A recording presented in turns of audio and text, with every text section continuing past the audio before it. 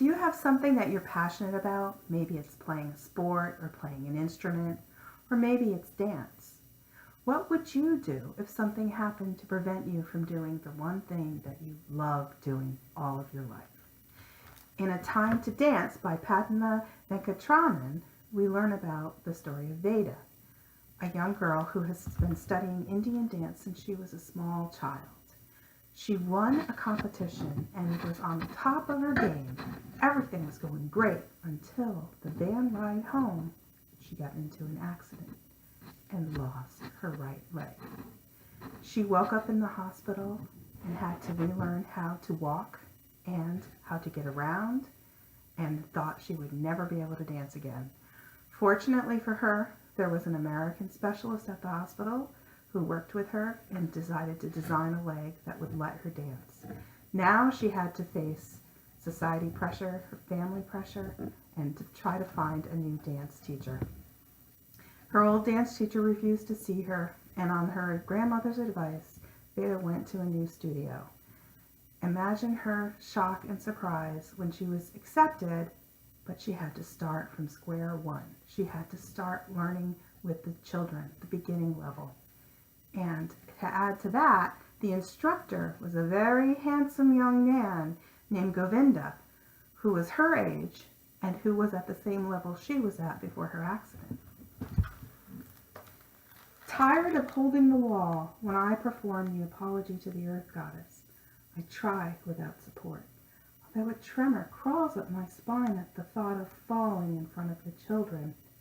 My feet and knees to the sides, I lower my torso, my back erect.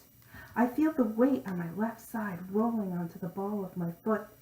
I feel my left heel lift off the ground, but I can't sense what my right foot is doing. Unbalanced, I tumble out of position.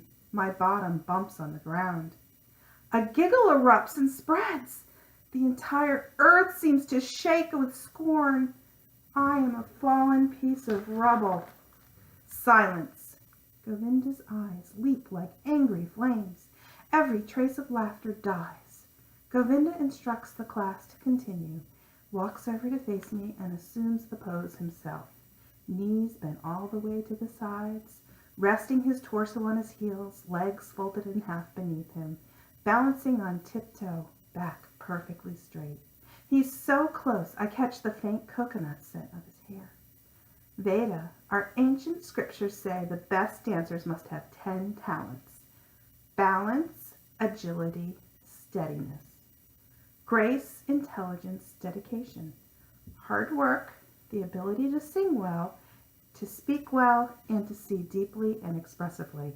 You've only lost the first 3 talents, only for a while. The 3 I need most, what use are the rest? Soon you'll regain all 10 talents. Govinda waits. In the depths of his eyes I see no pity, only patience and trust. His hands stretch on either side of my waist, between the edge of my blouse and the top of my skirt, near enough to hold me from another fall, but not touching. He thinks I can do it on my own. Only 3 have you lost, only temporarily. You have all 7 other talents. He repeats those words as though they're an incantation.